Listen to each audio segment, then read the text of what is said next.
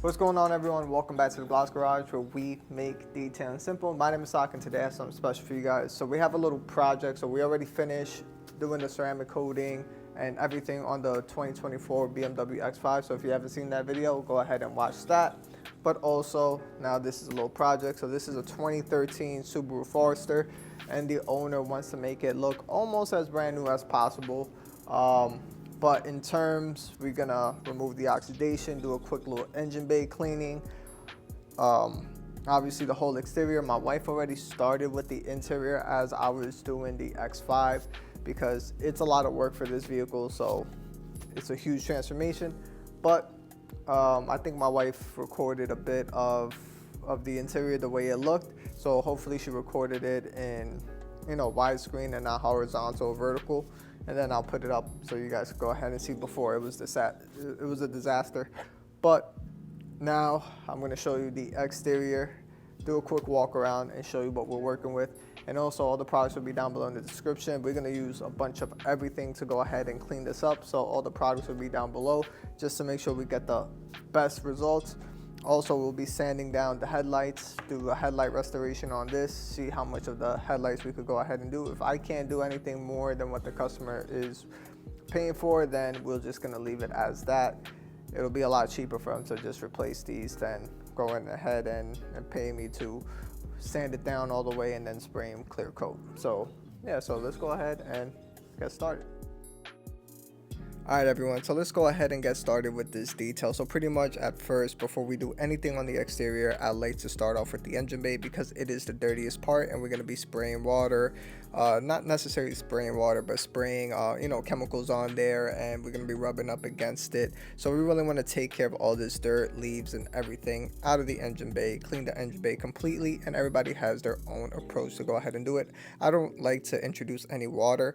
Pretty much I just like to spray the chemical on and then wipe it off, and that's literally about it. So this is where I am spraying the APC all over the interior. I covered the alternator in there. That's the only thing that was in there. The intake was was nothing to worry about on this vehicle, and like I said, we're not introducing any heavy flow of water whatsoever, and we clean everything quickly and easily, and the results speak for themselves. Wait till the end, but this is practically it, just a wiping off the top surfaces and getting as much in the nooks and crannies as possible to go ahead and make the engine look as new as possible.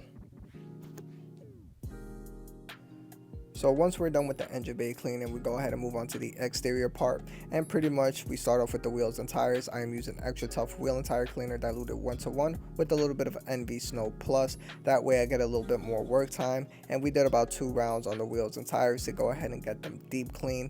And after that, we went ahead and did our contact wash. I sprayed iron remover. I thought I was recording that section, but unfortunately I wasn't. I sprayed iron remover, and then I let it dwell, and then I rinsed it off, and then we moved the vehicle back into the garage, and that's when we did our clay process. This vehicle was heavily neglected, so we actually used the Coach Chemi aggressive clay bar, the red one, and rinseless wash as a clay lubricant to go ahead and remove that. So we decontaminated the entire vehicle, literally the headlights, taillights, the roof, and the glass.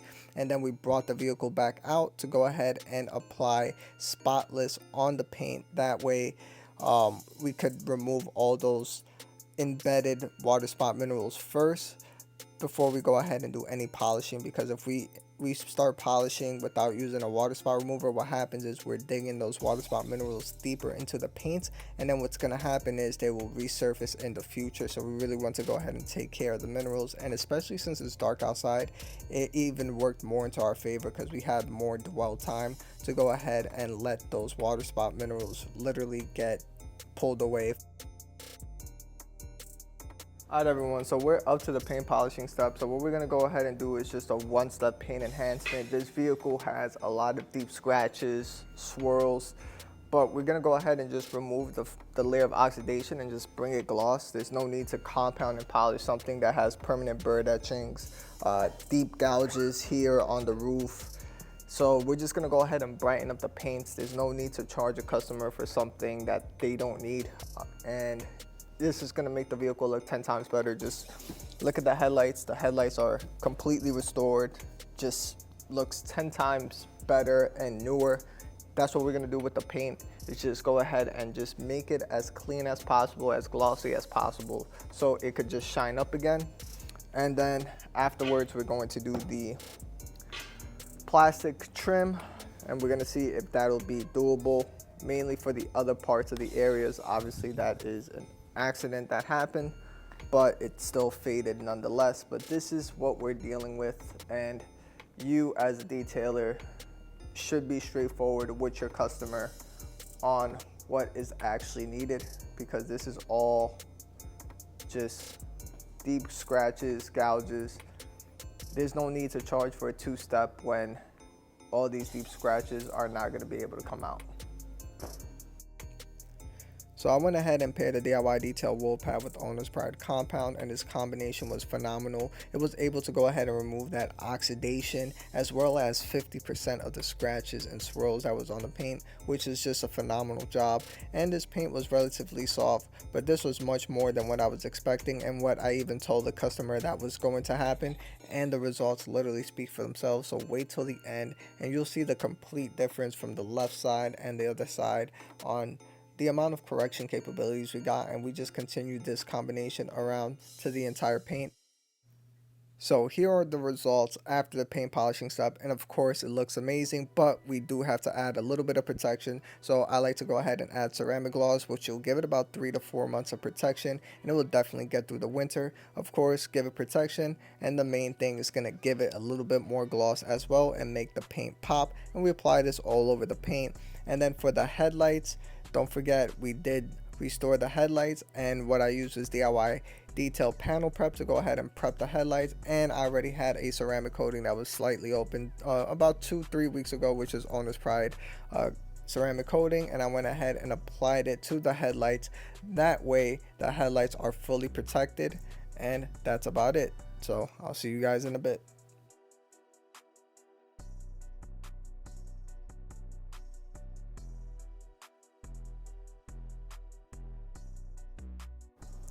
Alright everyone, so hopefully you guys enjoyed this transformation on this 2013 Subaru Outback. It came out amazing. My wife and I really, we nailed this to the T. This is what the customer wanted.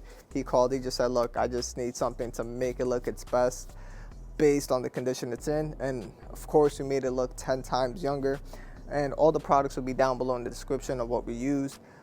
And on top of that, the headlight restoration part, I know you guys saw me put the OP ceramic coating on it, but there's a separate video on that where I sanded down, compounded, but obviously we didn't want to apply the ceramic coating right then and there because of the simple fact that we were polishing the paint and the paint wasn't polished yet. So that's why we put it at the end of this video, but you guys could go ahead and check that out on how we restored these oxidized headlights.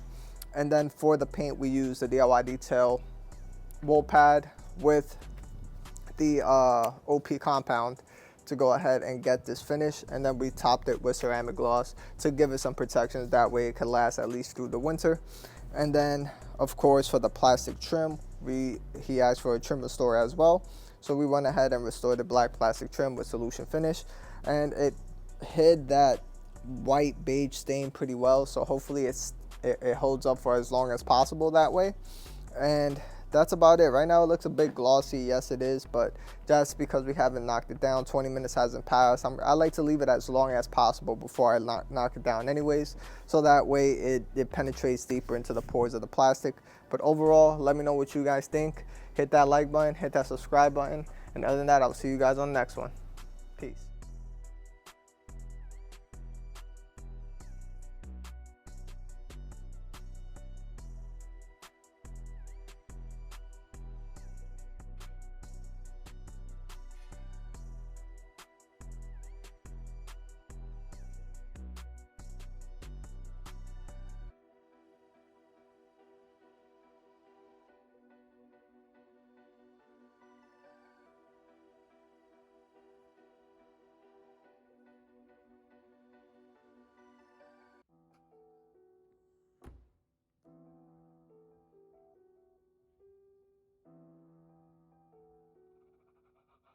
I love